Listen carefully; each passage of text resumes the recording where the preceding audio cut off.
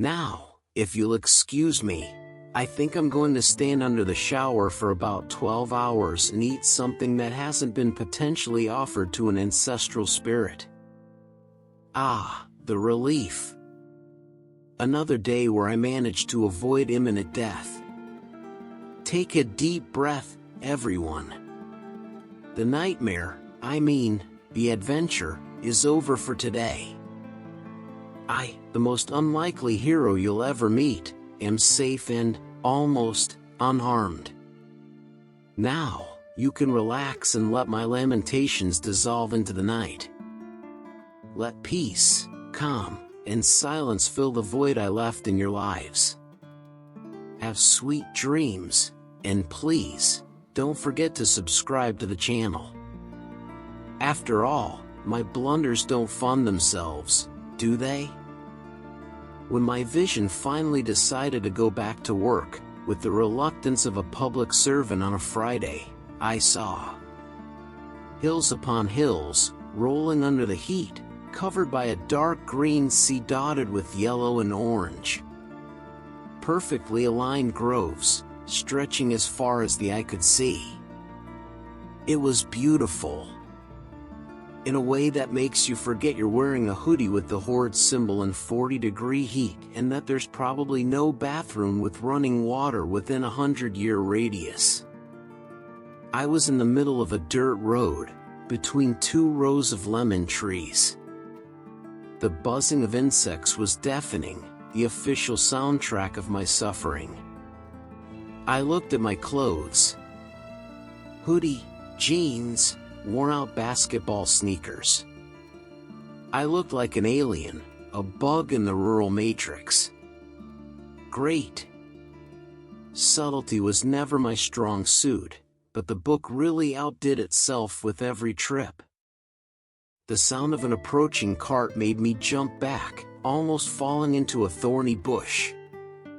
Because, of course, natural dangers. The cart, pulled by a mule that looked as tired of life as I was driven by a man with sun-beaten skin, a face etched with wrinkles, and eyes that seemed to have seen too much. He stopped, not because of me, but to talk to another man, who was standing in the shade of an orange tree. This second man was different. He wore a vest over a white shirt, dark trousers, and a cupola, the typical flat cap of Sicily. He wasn't sweating. No one who looks that comfortable in this heat can be a good person. He held a Lupra, a sawed-off shotgun, casually, as if it were an extension of his own arm. And he had two companions, equally calm, equally armed, standing a few feet away. They weren't looking at the farmer. They were looking at everything. At the lemons, at the hills, at the sky. And, for one brief, terrifying second, one of them looked directly at me. I froze, despite the heat. My brain, finally waking up from the shock of the trip, started connecting the dots. The overwhelming citrus smell. The landscape. The probable date, late 19th century, judging by the clothes and the absence of anything that looked like an internal combustion engine. Sicily. And, most importantly, the calm men with shotguns offering consulting. Oh, fantastic. I hadn't landed in a fruit market. I had landed in the Mafia's nursery. At the exact epicenter where the Cosa Nostra stopped being an attitude and became a business. Right in the orange and lemon groves that, ironically, were the most modern and profitable industry in Italy at the time. Citrus exports to America and Great Britain were the oil of the 19th century. And where there's money, there's always someone willing to protect it. The man with the cupola spoke in a low, almost paternal tone. It wasn't a discussion, it was a declaration. I strained to listen, the book's magic conveniently translating the Sicilian dialect for my brain. And it would be a shame, Giuseppe, the calm man said, a true tragedy, if a plague hit these beautiful lemons. Or if nighttime thieves, with no respect for others' property, decided to harvest what they didn't plant. The world is full of bad people. Giuseppe, the farmer on the cart, nodded slowly, sweat trickling down his forehead. He said nothing. He just looked at his own hands, calloused and dirty from the earth. But we are here, the man with the cupola continued, with a smile that didn't reach his eyes. We, the friends of the friends. We ensure that no plague, no thief, disturbs your peace. In exchange for a small contribution, of course. For our vigilance. For your safety. Think of it as insurance. I almost laughed. Insurance. Of course. Insurance where the insurer is also the act of God, the fire, and the theft, all in one package. It was brilliant, in its brutal simplicity. The newly unified Italian state was a joke here. A distant entity, in Rome, that could barely collect taxes, much less guarantee law and order on an island with millennia of history of distrust against any central authority. And in that power vacuum, these men of honor prospered. They didn't just appear out of nowhere, like mushrooms after rain. This mentality was already here. The idea that state justice is slow, ineffective, and foreign. True justice was settled among men, with their own codes. What was happening here, at this very moment, was the monetization of that mentality. The transformation of a feudal code of honor into an extortion business. The farmer, Giuseppe, finally spoke. His voice was a hoarse whisper. The Gabellotto already takes almost everything. The Gabellotto. Another piece of the puzzle. The owners of these lands, the barons and aristocrats, rarely set foot here. They lived in palaces in Palermo or Rome and leased their vast properties to these intermediaries, the Gabellotti. It was they who managed production and hired labor. And it was they, often, who were the first clients of these armed protectors. They paid to ensure the harvest wasn't stolen and that the workers, that the workers worked without complaining too much. The cost, of course, was passed down. It always is. The man with the cupola placed a hand on Giuseppe's shoulder. An almost friendly gesture, if you ignored the shotgun and the fact that it would probably break his bones if he said the wrong thing. The Gabellotto takes care of the land. We take care of the men. Each with his function. Don't worry about it. Just leave a basket of coins at the Santa Agata Chapel at the end of the week. For your peace of mind. He patted the farmer's shoulder twice and walked away, his companions following him in silence, like shadows. They were the ghosts that haunted this paradise.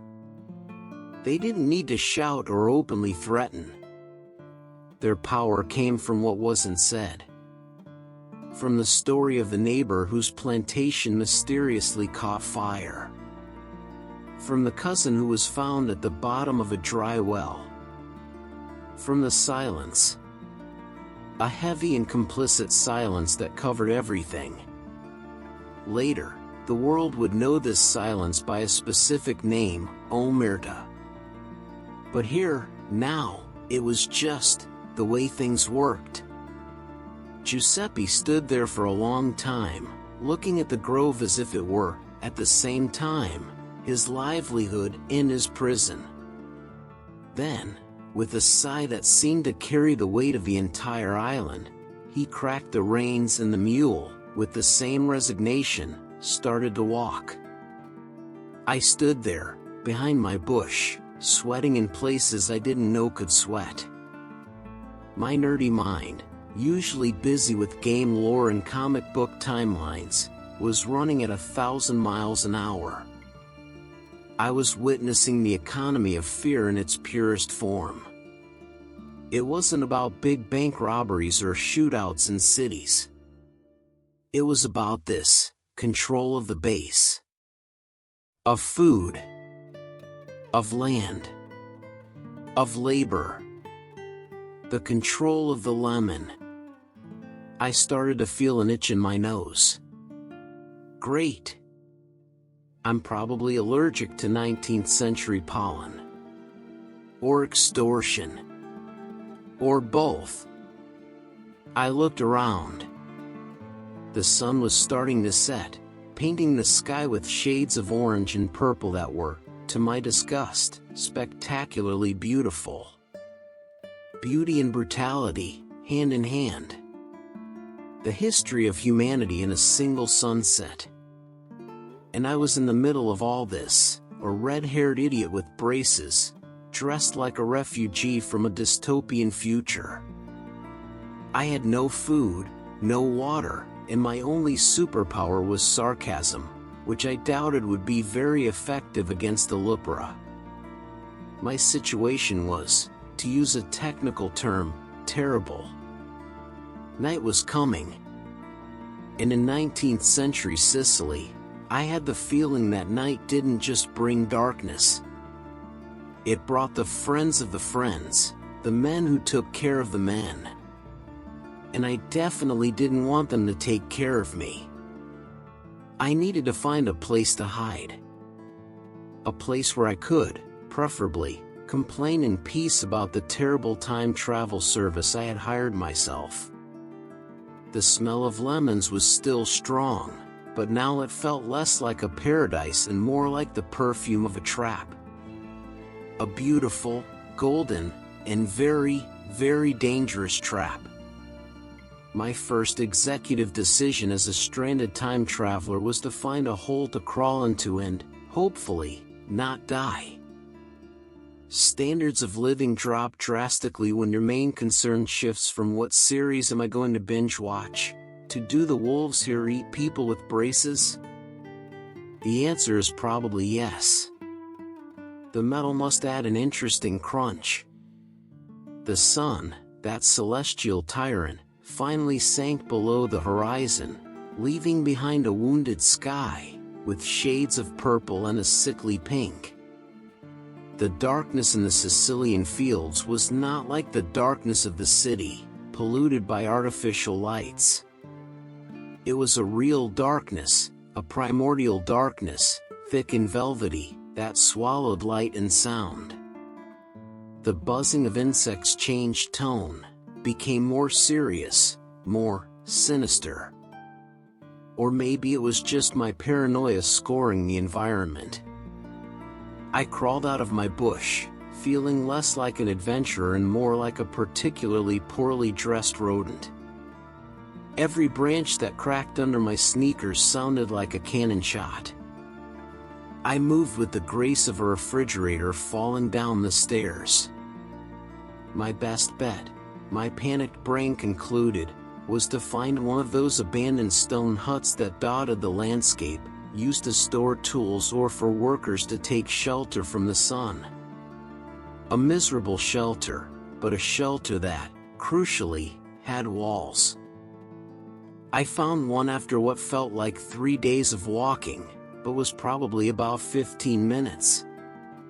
It was little more than a pile of stones with a precarious roof, but to me, it looked like the Palace of Versailles. The smell inside was a complex mix of damp earth, old sweat, and something vaguely goat-like. "Home, sweet home," I muttered to the nothingness, my voice sounding strangely loud in the silence. I sat on the dirt floor, hugged my knees, and started my sacred ritual, self-pity. I was dirty, hungry, and my mouth was so dry it felt like I had eaten a box of chalk. The irony was palpable. I was in the middle of the largest orchard in Europe, literally dying of thirst, surrounded by millions of liters of lemon juice.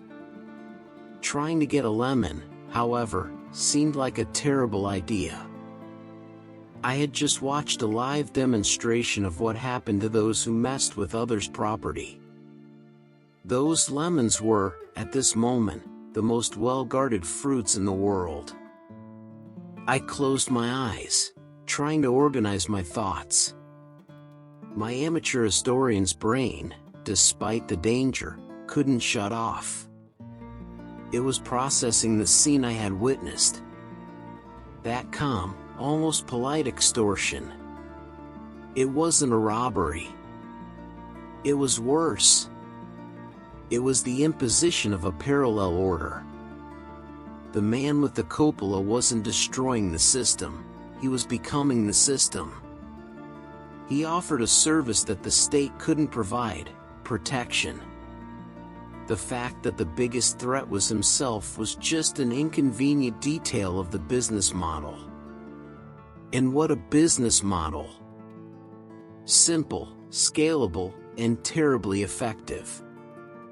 Based on the oldest and most reliable of human motivators, fear. They didn't need contracts or lawyers. Their word, backed by the silent threat of the lepra, was the only law that mattered. It was an ecosystem. The landowners, the gabeloti, the workers, and them, the predators at the top of the food chain, maintaining the balance. A balance paid for with money and silence. The most fascinating, in an academic and terrifying way, was to think about what happened next. This system wasn't going to be confined to this island. Poverty, lack of opportunities, and the pressure of the new Italian state would, in the coming decades, push millions of Sicilians and other southern Italians out of the country. And they wouldn't just take old clothes and hopes for a better life in their bags. They would also take their customs, their distrusts, their loyalties, and this business model. The Mafia, the Cosa Nostra, didn't emigrate as a formal organization, with an organizational chart and business cards.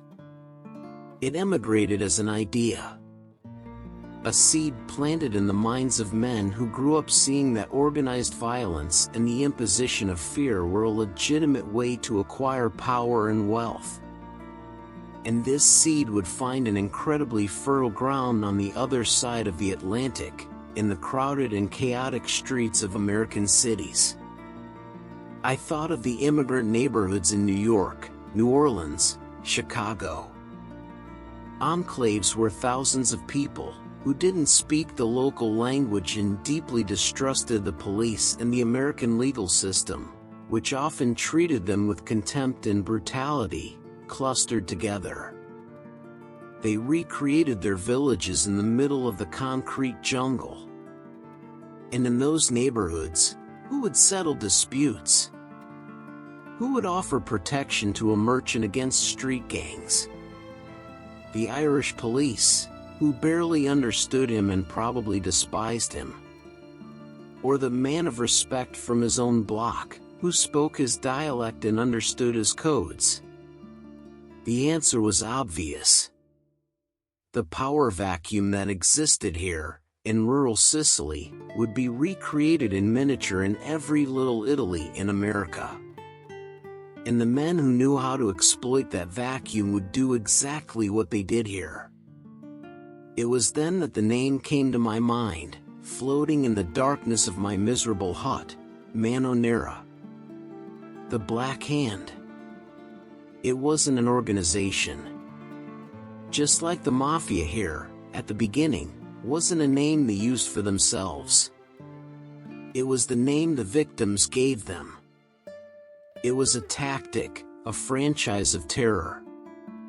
Any street criminal with a minimum of ambition could use it.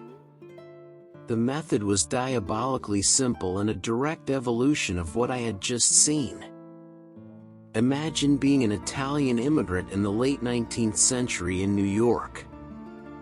You worked from dawn to dusk, saved every penny, and finally managed to open a small bakery or a fruit stand. You're starting to prosper. One day, you receive a letter. No return address. The paper is cheap, the handwriting is crude. The message is short and direct, written in Italian or a dialect you know well. Give us $200 or your bakery will burn down. Or maybe it's your son who doesn't come back from school. And at the end of the letter, a crude drawing, a black hand, printed with ink or charcoal. What do? Do you go to the police? The police who don't speak your language, who see you as a troublesome foreigner. You try to explain the threat to them, and they laugh at you or shrug. They don't understand the seriousness. To them, it's just a stupid note. But you understand. You grew up hearing the stories. You know the threat isn't empty. So, you pay. You leave the money in a prearranged location. And the black hand leaves you alone, for now. Because now you are a customer. A subscriber to the service of not having your life ruined. And the payments would keep coming. It was the same principle as the insurance on the lemon grove, but adapted to the urban environment. More anonymous, more impersonal, but equally effective. And the terrifying beauty of the Black Hand was that there was no central leadership to fight. It was a crowdsourced crime. Anyone could draw a black hand on a sheet of paper. This spread terror much more widely. You didn't know if you were being extorted by a powerful mob boss or a greedy neighbor. The fear was the same. I remember reading about the famous tenor Enrico Caruso, one of the most famous singers in the world at the time. Even he, at the height of his fame in New York, received letters from the Black Hand. They demanded thousands of dollars. Initially, he refused to pay. Then, during an opera performance, a stink bomb exploded in the theater, causing panic. On another occasion, he received a letter threatening to poison his throat. Caruso, the great Caruso, ended up paying. If even he wasn't safe, what hope did a poor baker from the Bronx have? It was a tax on the American dream. A tax paid by the most vulnerable, those who had come to America precisely to escape the poverty and oppression that made life in Sicily so difficult. They fled one cage only to find another, more subtle but equally cruel, waiting for them. The air in the hut became heavy. Or maybe it was just my breathing. My stomach growled, a pathetic sound that echoed my own insignificance. I was here, at ground zero, at the birthplace of an idea so powerful that it would cross an ocean and shape the underworld of a nation for over a century. An idea born under the Sicilian sun, between the sweet smell of lemons and the cold gleam of a shotgun. Suddenly, I heard a sound outside. It wasn't a branch. It was a voice. Low, guttural. Then another. My heart, which had been beating at a bored anxiety rhythm, shot up to imminent total collapse. I flattened myself against the stone wall, trying to merge with it, wishing my hoodie with the horde symbol had camouflage properties. It was them. The friends of the friends. The night patrol. I peeked through a crack between two stones. The moon had come out, a silver sliver in the sky, and its pale light was enough to outline 3 figures. They moved slowly along the dirt path, their lippers resting on their shoulders. They didn't talk much. They didn't have to. Their presence was the message. They were the guardians of this unholy garden. The gardeners of fear. And I was a weed that needed to be pulled out.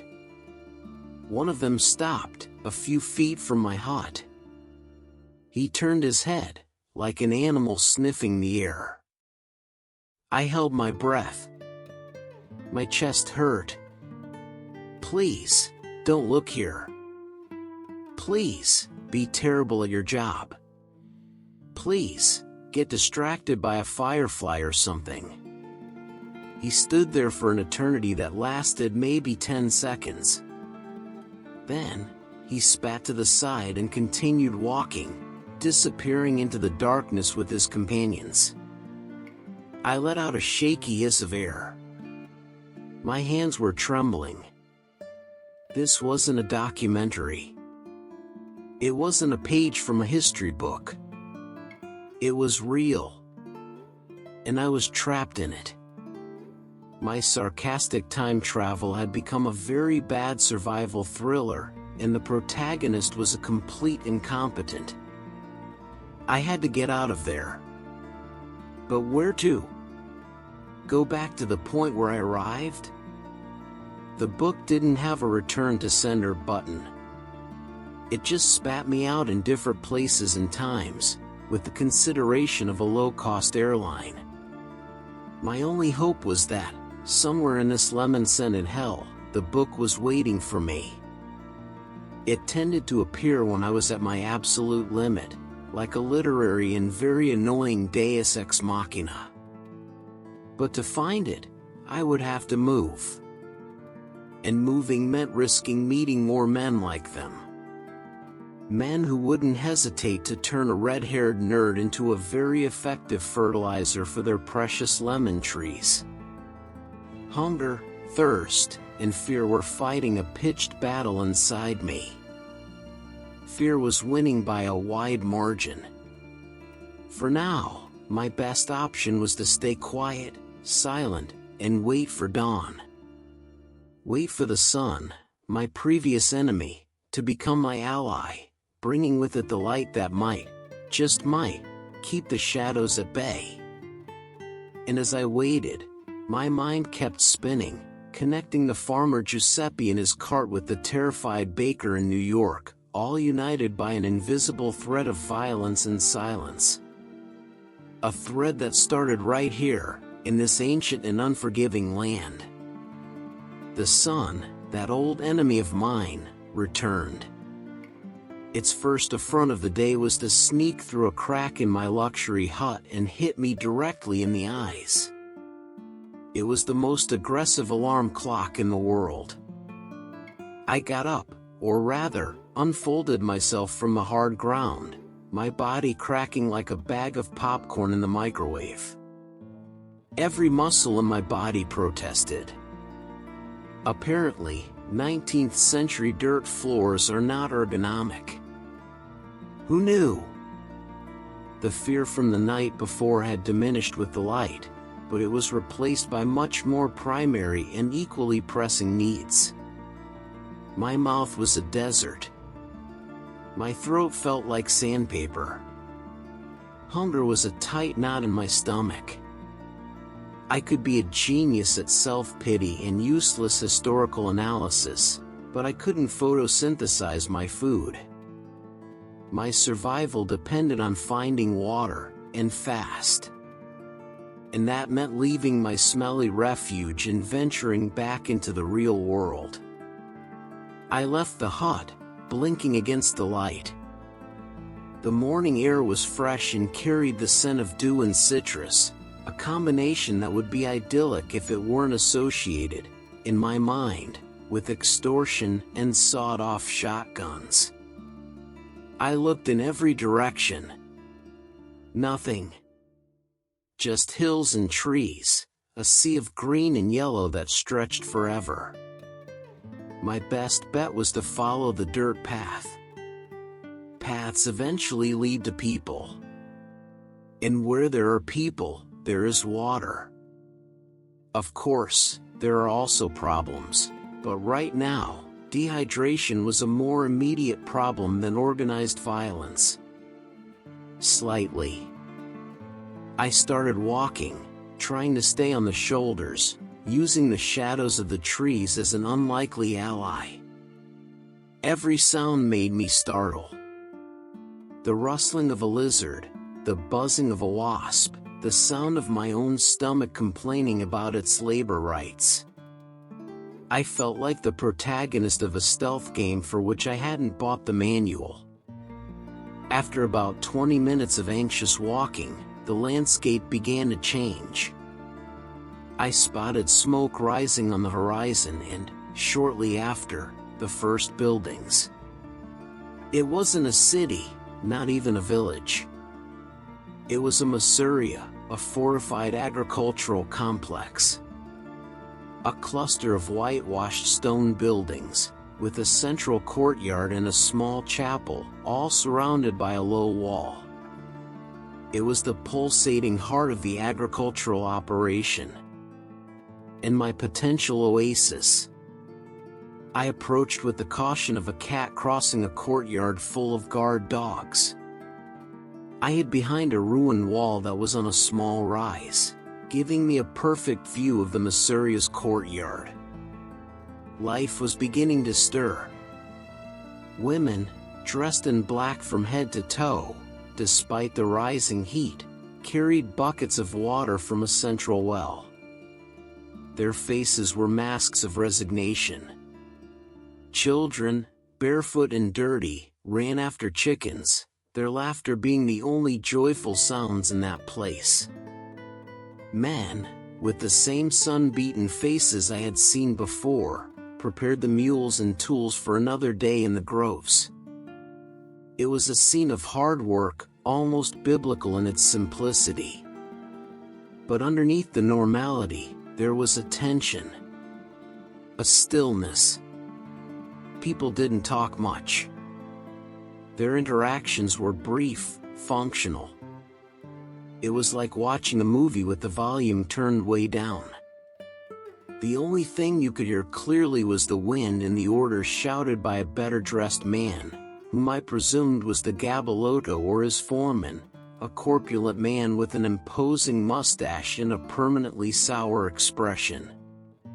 And that's when the normality was broken. Two men on horseback appeared on the path leading to the Mafia. They weren't the friends of the friends.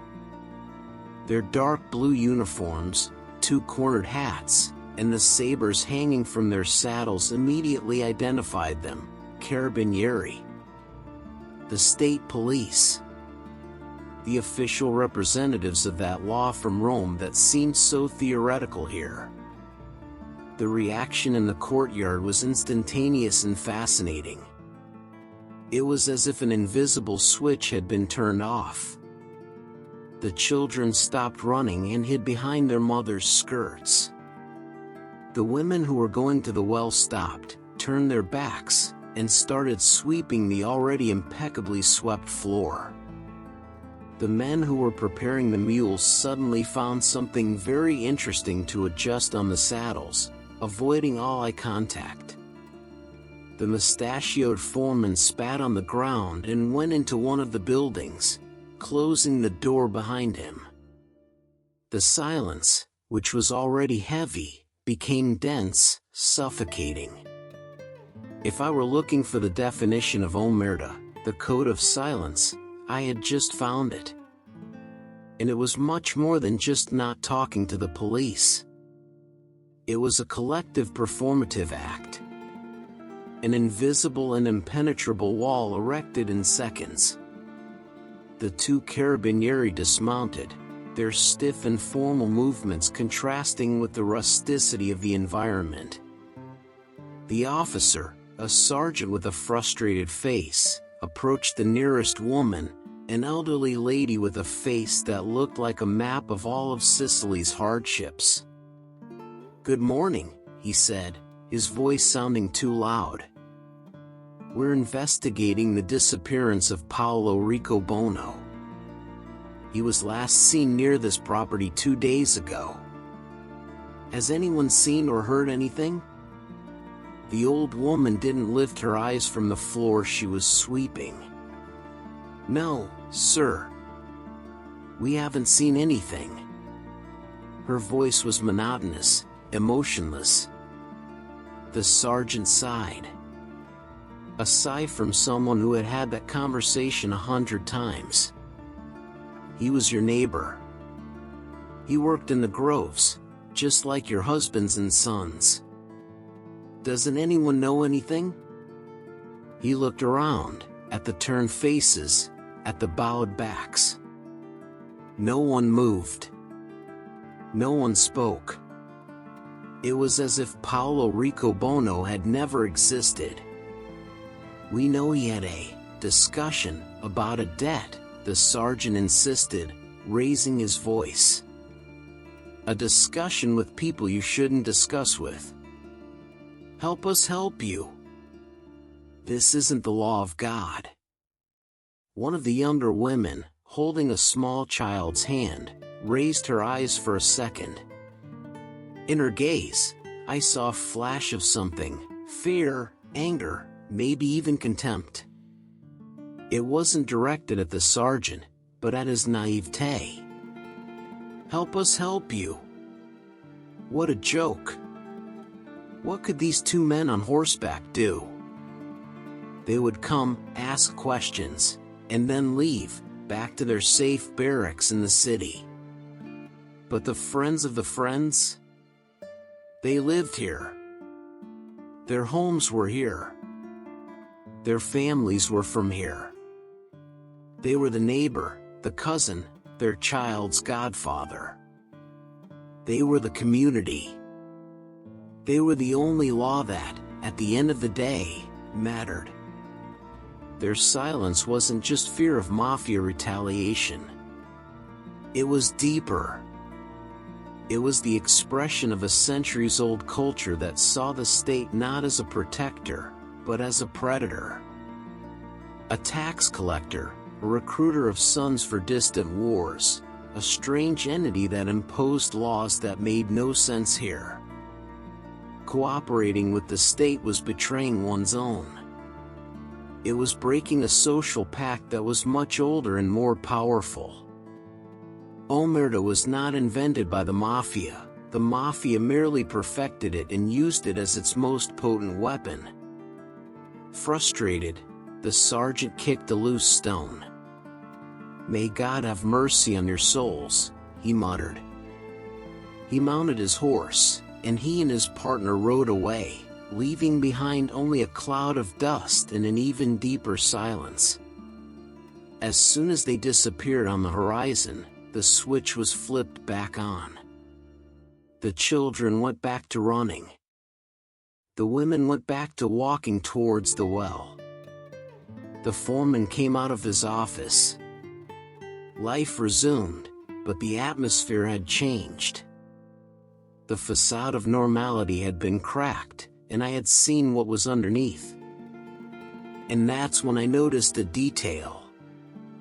On one of the mysterious white walls, near the entrance, there was a crude wooden cross. And hanging from it, nailed with a utility knife, was a small dead bird, or robin.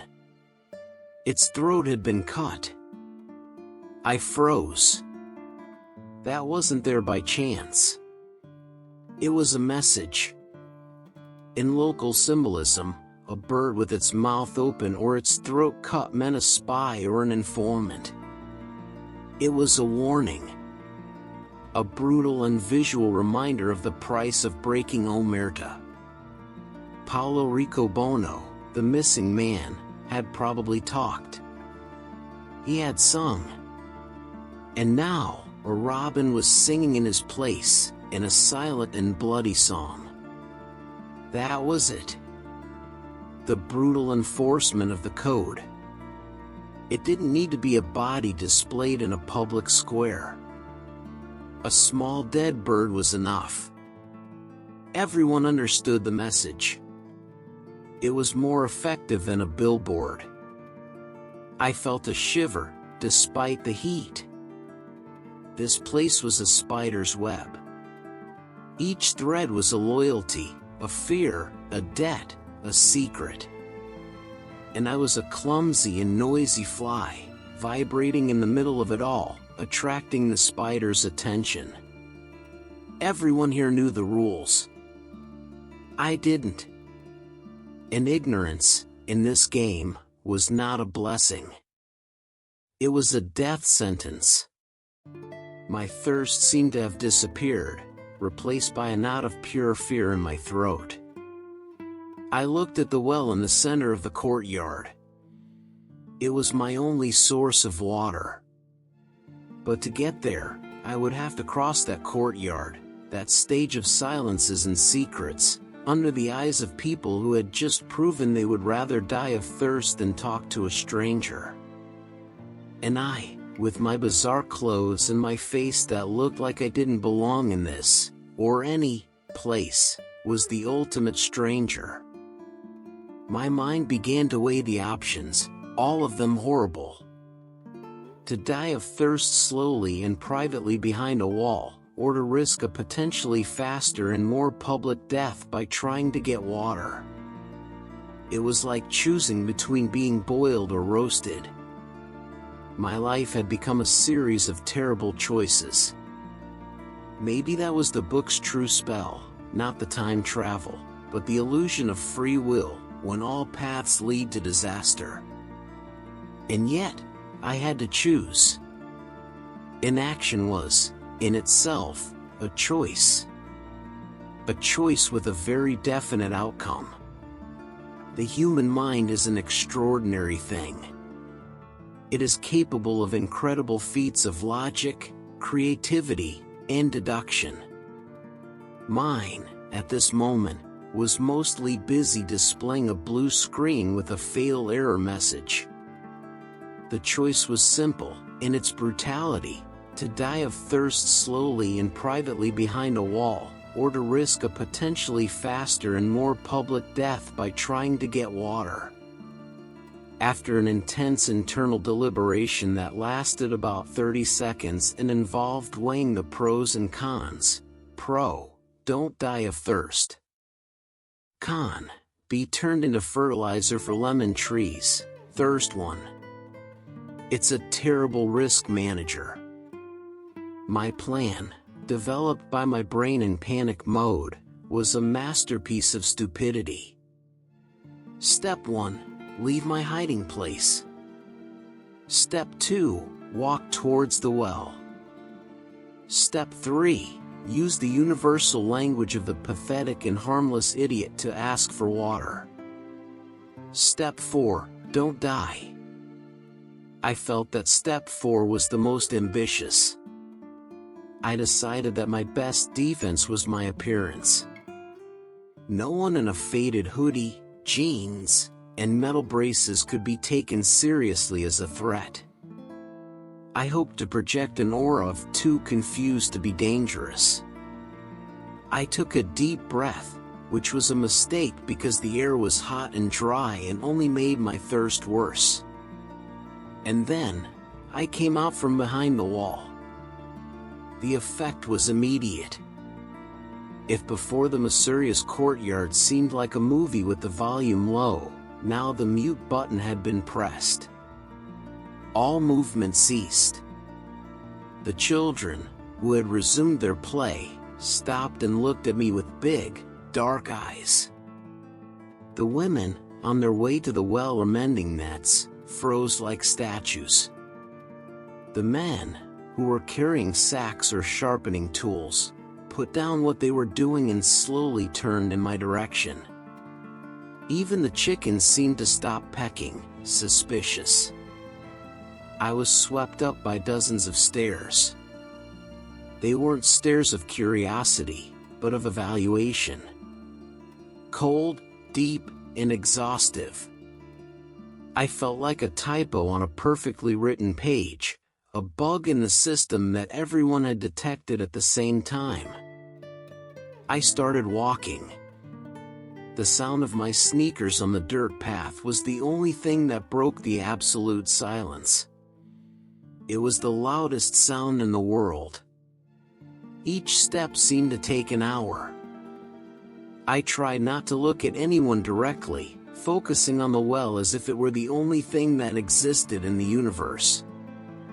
The well was my Mecca, my North Star, my sacred goal. And these were its silent guardians. As I walked, the analytical part of my brain, that traitor that refuses to panic like the rest of me, was taking notes. This was the social fortress of Omertà in action. Silence was not just an absence of sound, it was a weapon. It was a collective declaration: we see you, stranger. You are not a part of this. Every one of your movements is being judged. It was more intimidating than any shout or threat. I was halfway to the well when a figure moved to intercept me. It wasn't one of the men. It was a woman. One of the oldest, probably the matriarch of the family or group living there. She was short, bent by years of work, and dressed, like all the others, in black. Her face was a web of fine wrinkles, and her black, shiny eyes contained an authority that no man with a shotgun would need to imitate. She was the gravitational center of that place. She stopped in front of me, blocking my way to the well. She said nothing. She just looked at me. Her gaze ran over me from top to bottom, taking in my bizarre clothes, my red hair, probably a rarity here, the metal on my teeth. It was a look that stripped me of any pretense. I felt transparent. Here it was. The true power in this microcosm. The men had brute force, violence, the lupra. They were the executive power. But women like this? They were the judicial and legislative power. They were the guardians of culture, the arbiters of social rules. It was they who taught their children the code of silence from the cradle. It was they who wore mourning, turning personal pain into a political and social statement. Their suffering was visible, constant, a part of the landscape. And that gave them a form of moral authority that the men did not possess. Losing a son or a husband to violence was not just a tragedy, it was a dark badge of honor, a testament to their loyalty to the system. And this woman in front of me seemed to have many of those badges. My brilliant, pathetic idiot plan went into action. I raised a trembling hand and pointed to my mouth. Then, I pointed to the well. I tried to produce a sound, a word, but my throat could only emit a pathetic croak. Water, I whispered, the word scratching my dry throat. The woman continued to look at me for a few more seconds, which stretched out over several geological eras. My whole life passed before my eyes, which was quite depressing, as it consisted mostly of eating pizza and reading about dead people. Then, without a single word, she turned and nodded to one of the younger women, who was near the well with a bucket. The young woman, who couldn't have been more than 20, but whose eyes looked 30, drew water from the well, filled a clay mug, and approached. She didn't look at me. She kept her eyes fixed on a point somewhere past my left shoulder. She held out the mug. I took it with both hands, which were shaking shamefully. The mug was cold and wet. The water was the most delicious thing I had ever tasted in my life. I drank it in desperate gulps, the water running down my chin and wetting the collar of my hoodie. When I finished, the mug was empty. I wanted to ask for more. I wanted to fill my pockets with water. But I knew I shouldn't push my luck. I returned the mug to the young woman, who took it without touching my fingers and quickly backed away. I looked back at the matriarch. She made a single gesture with her head, a subtle movement in the direction of the path I had come from. The message was unmistakable and universal. Drink. Now, get lost. It wasn't an act of kindness. It was an act of problem management. I was a problem, an anomaly. They didn't know what I was, a policeman, a spy from a rival clan, a madman, a demon. The safest and cleanest solution was not to kill me right there, which would draw attention. It was to give me what I wanted and make me disappear. If I were found dead in a ditch later, well, that would be a matter for others. Their responsibility, their omertà, was to keep their own space clean of complications.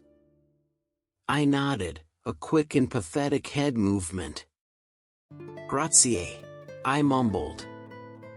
The word felt strange and hollow in the silence. I turned and started retracing my steps, feeling all the eyes on my back. It was a physical sensation, like a weight. No one moved until I had left the courtyard and was back on the dirt path. Only then did I hear the sound of life slowly resuming behind me. The creak of the well wheel, a shouted order, the nervous laughter of a child. The system had processed the error and rebooted. I moved away from Missouri as fast as I could without running, which wasn't very fast. My heart was pounding, not from effort, but from adrenaline and residual fear. The water in my stomach felt like a victory and a condemnation. I had survived contact, but my anonymity was gone.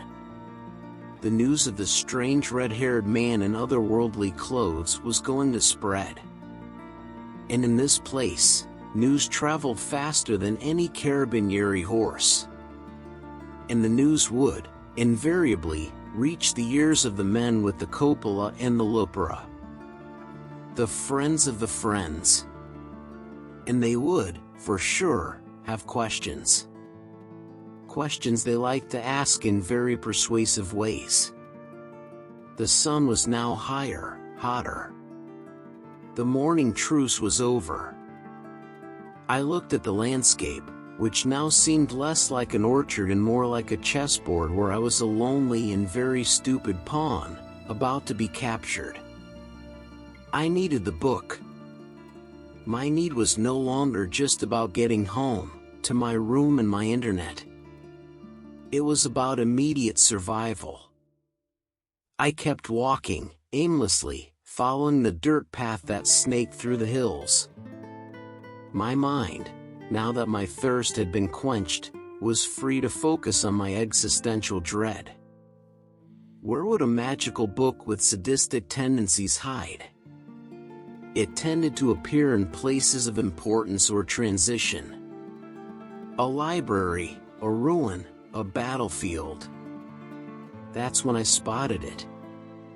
At the top of a distant hill, silhouetted against the intense blue sky, was the outline of a small ruined church. It was just a stone shell, the roof long collapsed, the walls fighting against ivy and time.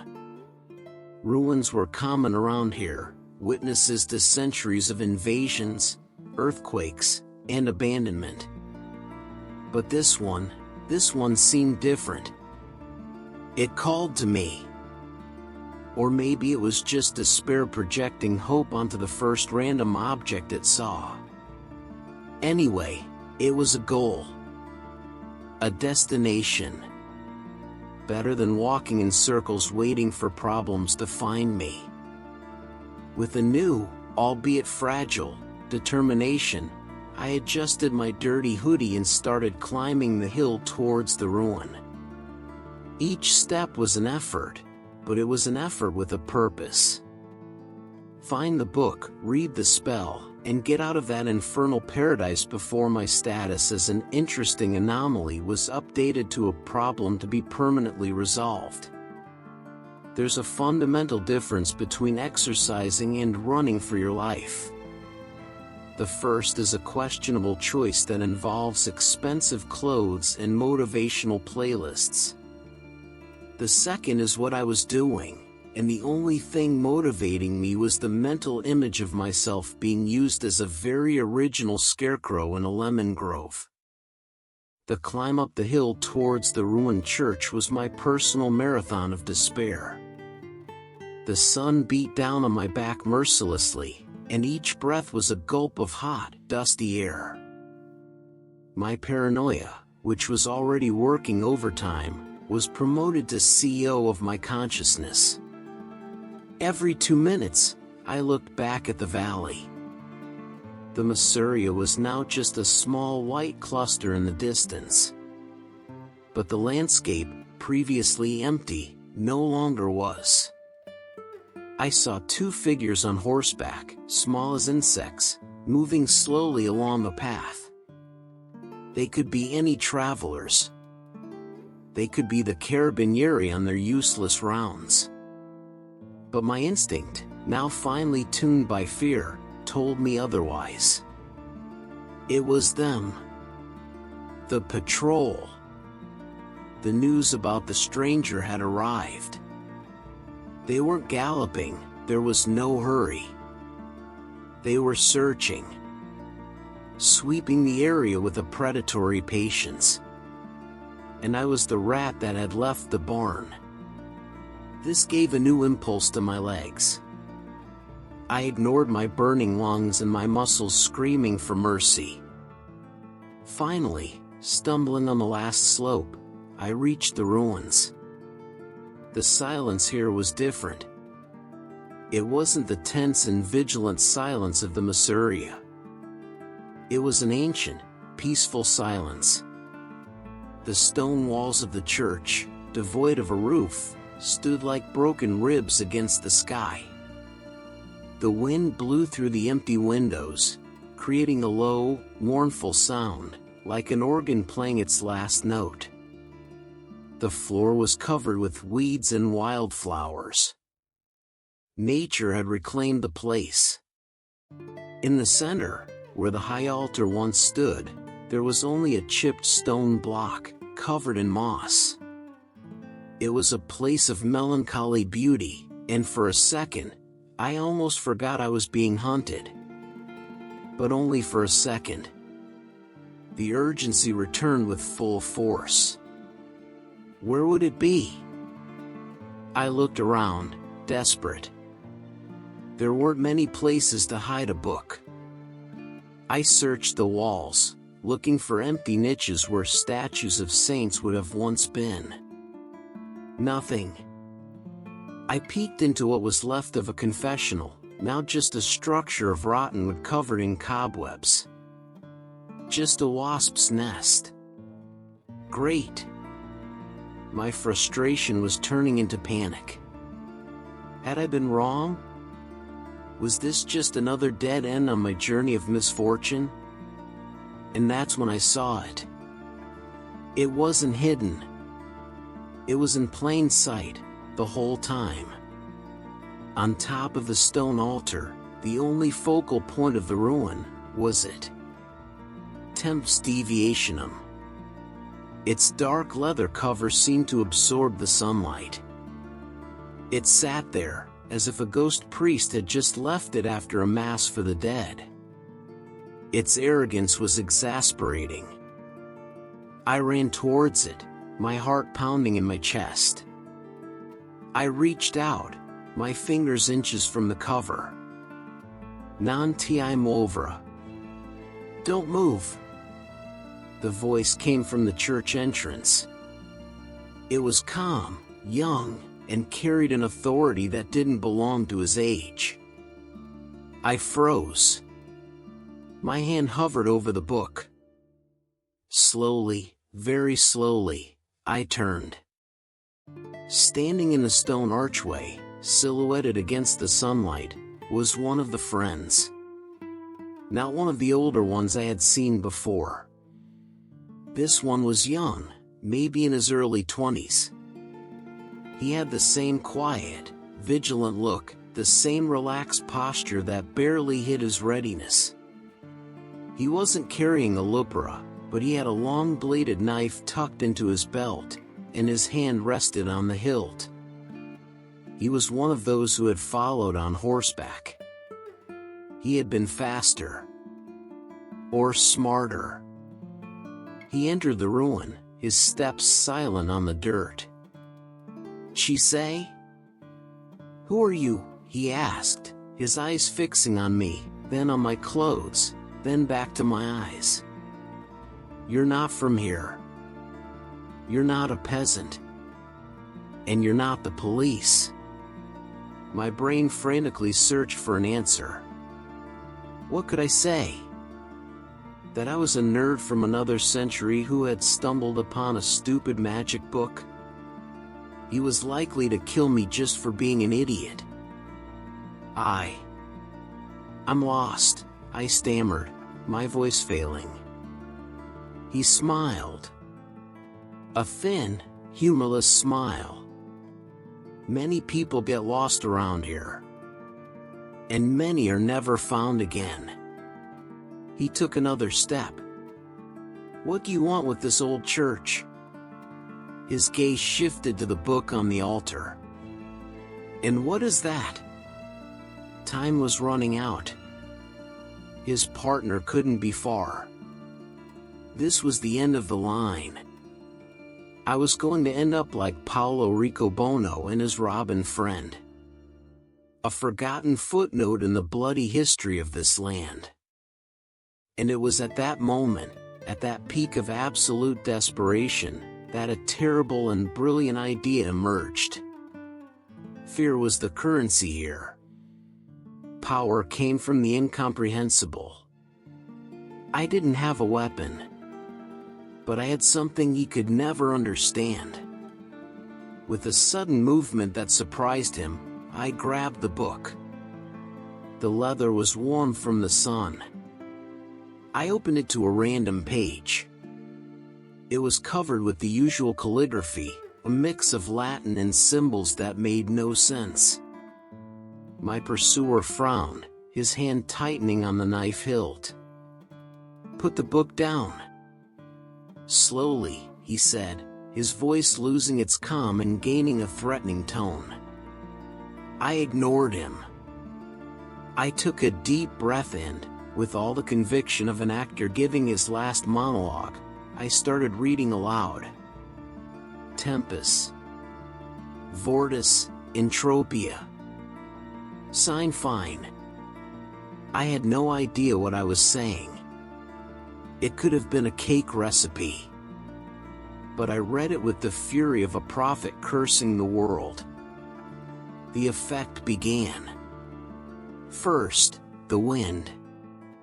The gentle breeze that blew through the ruins transformed into a sudden and violent gust, lifting dust and dry leaves in a whirlwind around me. The air began to crackle with energy, the same smell of ozone and orange peel from my arrival.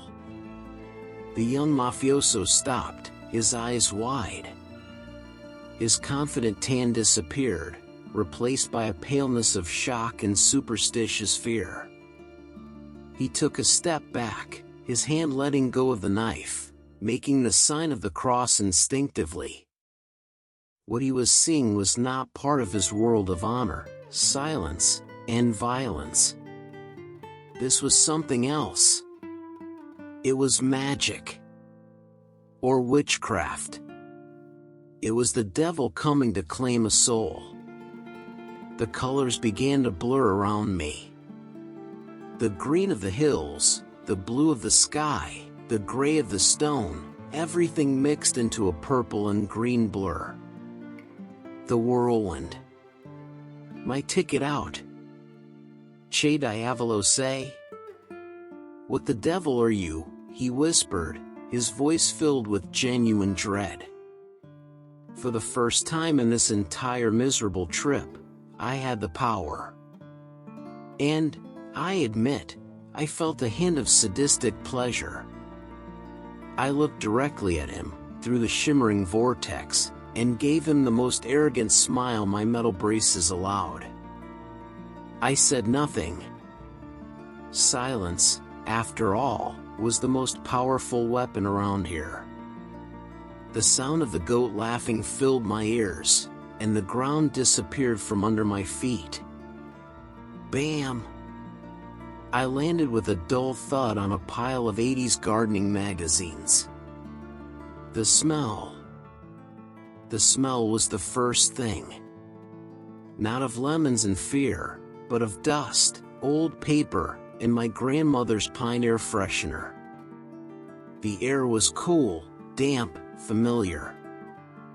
The only light was the pathetic beam of my grandfather's flashlight, fallen on the floor beside me. I was back. In the basement. I lay there for a long moment, my heart pounding, the book still clutched to my chest like a life jacket. I was dirty, sweaty, exhausted, and my throat was still dry.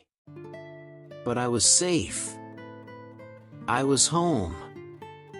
I got up, my legs trembling. I looked at the book in my hand. Temps Deviationum. I looked at it with a new level of resentment. It wasn't just a catalyst for bad decisions. It was a sadistic teacher. It threw me into the cradle of the Mafia to give me a lesson about power, fear, and silence. A lesson I would never have learned in a history class. A lesson I would honestly have preferred not to have learned that way. I went up the stairs, left the basement, and closed the door, as if that could contain the memory. I went to the kitchen, opened the refrigerator, and drank a liter of water directly from the bottle, a luxury I would never see the same way again. I leaned against the counter, the coolness of the metal a strange comfort. My reflection in the microwave showed a dirty and scared kid, but with something different in his eyes. A dark understanding that wasn't there before. I think I'll take a 3-hour shower, burn these clothes, and then sleep for a week. And if someone offers me a glass of lemonade tomorrow, I'll probably have a panic attack. Honestly, history is fascinating, from a distance. Preferably, from a distance of about 150 years. Now, if you'll excuse me, my couch is calling. Unlike certain cursed artifacts, it has no murderous intentions. At least, I don't think so. Good night. And if you like the story, give it a like, subscribe to the channel, and hit the bell to get notified about my next disastrous trip. Or, just in case I don't make it back. I'll see you around. Or not.